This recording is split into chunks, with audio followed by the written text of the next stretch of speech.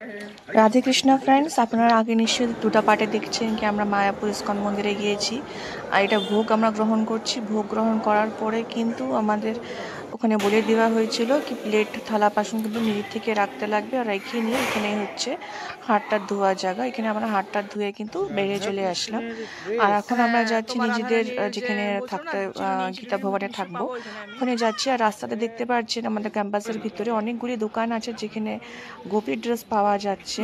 আর এটা একটা যেটা দেখছেন এটা হচ্ছে আপনার হোলি আছে, ওর জন্য কয়েকটা দোকান এখানে বসেছে। না হলেও 30-40টা মতো দোকান আছে যেখানে সব রকমের জিনিস পাওয়া যায়। ঠাকুরের জিনিসপত্র পাওয়া যাচ্ছে, ঠাকুরের ড্রেস, তারপর যা যা থাকে ঠাকুরের যত সামগ্রী থাকে, পূজার দেওয়া সামগ্রী থাকে, সব এখানে পাওয়া যাচ্ছে। কাপড় জামাও আছে, যেরকম কি সব ধুতি পাঞ্জাবি থাকে ওসব।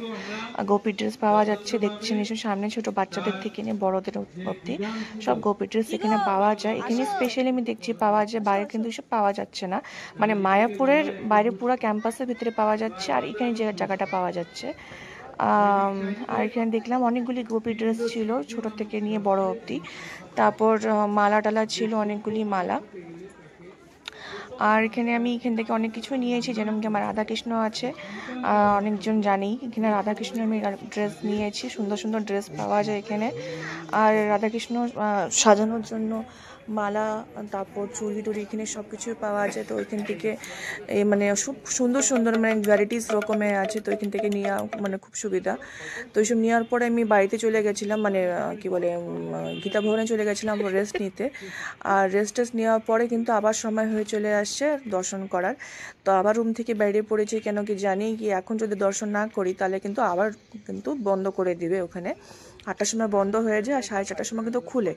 তো আমরা 4:30টার সময় যেতে পারিনি, কিন্তু হ্যাঁ 5টার সময় কিন্তু আমরা এই যে বিল্ডিংটা, এটা হচ্ছে গীতা ভবন। রাতটা কিন্তু দেখেন দেখতে কি সুন্দর লাগছে। আর এত বড়, এতগুলি তালা আছে, সব কিন্তু লিফটের ব্যবস্থাও আছে। আর যেটা দেখাচ্ছিলাম কি দুপুরবেলায় কি যে জায়গাটা যেখানে প্রবচন দিচ্ছিল প্রভুজিরা, এই হচ্ছে ওই জায়গাটা। রাত্রেবেলা দেখতে কিন্তু সেই সুন্দর লাগে, মানে আলাদাই একটা সৌন্দর্য এখানে দেখতে। দেখেন পুরা ফুলে কিন্তু সাজানো আর পুরা লাইটের কিন্তু ভরা। মানে এই জায়গাটা আমি দেখাচ্ছিলাম আপনাকে কি এখানে একটা রেস্টুরেন্ট যেখানে কি খাওয়া দাওয়া পাওয়া যায়, প্রসাদম পাওয়া যায়। এটাই হচ্ছে ওই জায়গাটা। আর এটা হচ্ছে কিন্তু গদা ভবন। এই যে গদা ভবনটা দেখছেন এটাও কিন্তু খুব সুন্দর, খুবই মানে লাইটে করে আরও সুন্দর করে যাচ্ছে। এটা কিন্তু একদম পাশে হচ্ছে মন্দিরে। আর আমরা যেটা ছিলাম গীতা ভবনে, ওটা কিন্তু অল্পটা দূর আছে, অনেকটা বেশি হাঁটতে লাগে। তো এই যেটা হচ্ছে আপনার গদা ভবন, আর গদা ভবন কিন্তু পার করেই নিয়ে হচ্ছে মন্দিরটা। তো তাড়াতাড়ি আমরা হাঁটছিলাম, কেন কি না হলে অনেক আমরা আরও ঠাকুরের মানে দর্শন করতাম। তো আর সব টাইমিং তো একই, যেরকম আগেও বলেছিলাম, সব কিন্তু একই টাইমে খুলে একই টাইমে বন্ধ হয়ে যায়। তাই আমরা তাড়াহুড়া করছিলাম কি সব মন্দিরের জন্য আমরা একসাথে দর্শন করতে পারি। আর তাই আমরা হাঁটছি আর হেঁটে নিয়ে যাচ্ছি মন্দিরে। কিন্তু যাওয়ার সময় দেখছি কি এই যে আবার এই জায়গাটা যেখানে তখন দেখাচ্ছিলাম কি কীর্তন হচ্ছিল, এখানে আবার রাধাকৃষ্ণ কীর্তন হচ্ছে। আর দেখছি কি এখানে কিন্তু আপনার রথের মতো একটা বানাইছে, যেখানে কি গৌরনিতাইকে নিয়ে যাচ্ছে। আর হচ্ছে খুবই ভিড়, সবাই এখানে কিন্তু কীর্তন করছে, সাথে সাথে ঠাকুরের নাম নিয়ে কিন্তু ওরা ডান্সও করছিল। তো এই যে এখানে খুব কিন্তু ভিড় আছে, এই যে ধীরে ধীরে কিন্তু নিয়ে যাচ্ছে এখানে, এই যে দেখতেই পাচ্ছেন। খুব সুন্দর মানে জায়গাটা, মানে কি বলবো, সন্ধ্যার সময় এত সুন্দর হাওয়া চলছে, এত সুন্দর মানে এখানে কীর্তন হচ্ছে, রাধাকৃষ্ণ নাম নিচ্ছে, মানে মনটা একদম সত্যি পবিত্র হয়ে যায়, একদম সত্যি ভক্তিভাব চলে আসে একদম। খুবই ভালো লাগছিল। আর দূর থেকে দেখছিলাম কি আরেকটা কিছু একটা আসছে, কিন্তু বুঝে পাচ্ছিলাম না কি আসছে। কিন্তু দেখলাম খুবই ভিড় আর খুব ধীরে ধীরে আসছিল। তো অপেক্ষা করলাম কি সামনে যখন আসবো তখন কিন্তু অল্প দেখা যাবে। আর এই যে আমি ক্যাপচার করছি, কিন্তু এতটা ভালো আসছে না, আমারটা অল্প ফেটে ফেটে আসছে ফটোটা। তো দেখতেই পাচ্ছেন কি এখানে কিন্তু সবাই কিন্তু কীর্তন করছে রাধাকৃষ্ণ নাম নিয়ে। আর এটা হচ্ছে গৌরনিতাই কিন্তু এখানে এই রথটার মধ্যে আছে। আর অনেক দূরে একটা কিন্তু রথ আছে, কিন্তু কিসের কিন্তু দূর থেকে কিন্তু বুঝতে পারছিলাম না। তো খুবই ভিড় ছিল, খুবই ভিড়। এই সন্ধ্যার সময় কিন্তু খুবই ভিড় হয়ে যায়। মানে এটা কিন্তু এই যে লাইনটা দেখছেন এটা কিন্তু সন্ধ্যা আরতির জন্য। সন্ধ্যা আরতির জন্য এতটা বড় লাইন হয় কেন কি খুব সুন্দর করে আরতি করা হয়। আরতির সময় কিন্তু সব যত ভক্তজন থাকে সবাই কিন্তু ডান্স করে।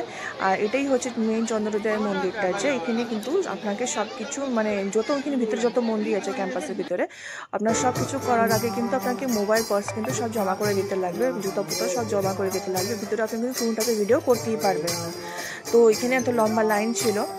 তো এই যে যখন আমরা এন্ট্রি করবো তখন দেখলাম যে আবার ওখানে রথটা আবার যাচ্ছে, আর যে নিয়ে এখানে কিন্তু আবার মানে মন্দিরের ভিতরে প্রবেশ করছে।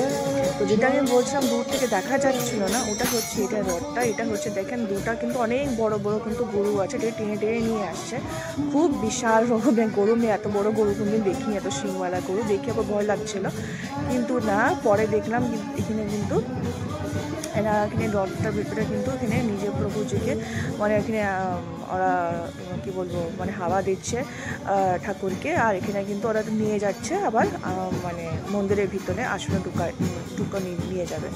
তো এই যে এটা, আর আরেকটা পিছনের যে রথ ছিল ওটা হচ্ছে মেন রথ। ওখানে আরও দুটা গরু আছে যেখানে হচ্ছে রাধা কৃষ্ণজি এখানে মানে বসে আছে। তো এই রথের মধ্যে হচ্ছে রাধা কৃষ্ণজি। এখানে কিন্তু ওরা সন্ধ্যার সময় এই পুরা মানে এরিয়াটার ভিতরে কিন্তু ওটাকে ঘুরানো হয়, সবাইকে দর্শন করানো হয়। আর এই সময় কিন্তু মানে খুব ভিড় হয়, খুবই ভিড়, মানে যত লোক থাকে যারা যারা ডিভোটিস থাকে, যারা যারা এখানে দর্শন করতে আসে সবাই কিন্তু এখানে এই সময়টা কিন্তু প্রেজেন্ট থাকে।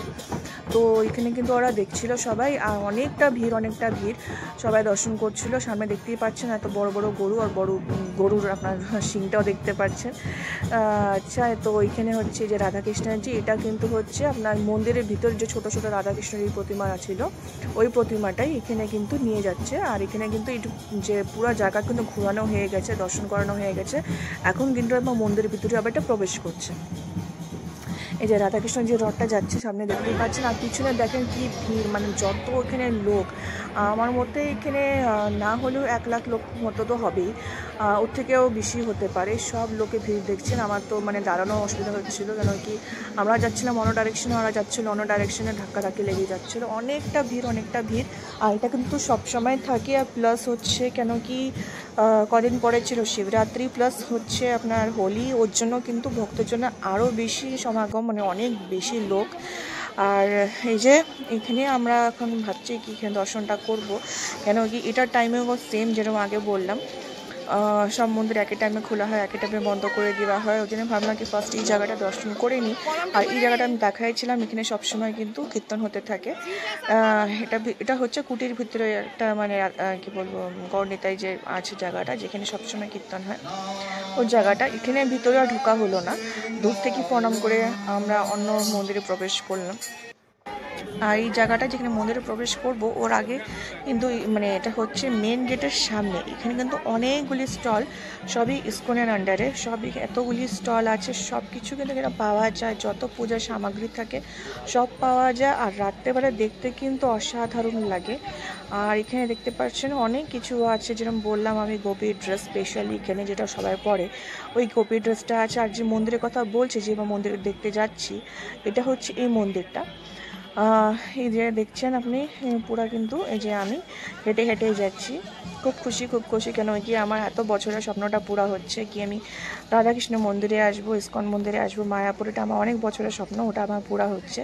আর এই মন্দিরের কথাই বলছি কি এখন যেটা আমরা প্রবেশ করব, এই যে মন্দিরটা খুব সুন্দর সাজানো হয়েছে, বললাম যেরকম, কেন কি রাত্রের সময় সন্ধ্যার সময় কিন্তু খুব সুন্দর সাজানো হয়, আর খুব সুন্দর কিন্তু আরতি করা হয়। তো আমরা চাচ্ছিলাম কি এটা তাড়াতাড়ি আমার দর্শন করে নিয়ে তারপর কিন্তু আমি মেন মন্দিরে যাই, কেন কি ওখানে সন্ধ্যা আরতি কিন্তু দারুণ হয়, আর ওটা কিন্তু একদমই মিস করা যাবেই না।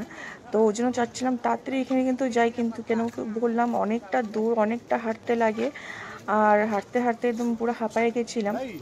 তো তাও হাঁটছি আর দেখছি কি মন্দিরটা কিন্তু খুব সুন্দর সাজানো হয়েছে, মানে পুরাটা হচ্ছে এলইডি লাইটস দিয়ে সাজানো হয়েছে। আর হচ্ছে এখানে কিন্তু সেই একই রকমের ভিড় আছে, আর এখানে কিন্তু একই রকমের রুল হচ্ছে কি নিজে মোবাইল পার্স যা যাবতীয় জিনিস আছে সব কিন্তু জমা করে দিতে লাগবে। ওখান থেকে আপনাকে টোকন দিবে, ও টোকনটা কিন্তু নিজের কাছে রাখতে লাগবে। জুতার কাউন্টার হচ্ছে আলাদা, ওখান থেকেও টোকন দিবে, ওটাও কিন্তু আপনার কাছে রাখতে লাগবে।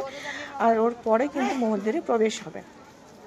আর এই মন্দিরটা কিন্তু যখন আমি ঢুকলাম মানে দেখার মতো মন্দির, অনেক মানে গোল গোল ঘুরতে লাগে, অনেকটা তালা আছে, আর একদম টপে নিয়ে যায়, তারপর টপ থেকে নিচে আবার সিঁড়ি আছে। তো আমার ওখান থেকে দর্শন করা হয়ে গেছে। দর্শন করতে বললামই যেন মোবাইলে ভিডিও করা যাবে না। আসার সময় দেখলাম রঙ্গোলি বানাইছিল ওরা, ওই রঙ্গোলিটা দেখা হয়ে গেল। আর ওখানে তারপর মেন যে মন্দিরটা আছে মন্দির দর্শন হয়ে গেল। আর তারপর কিন্তু মন্দির কিন্তু সব এখন বন্ধ হয়ে গেছে, তাই আমরা এখন রাতে খাওয়ার জন্য চলে গেছি।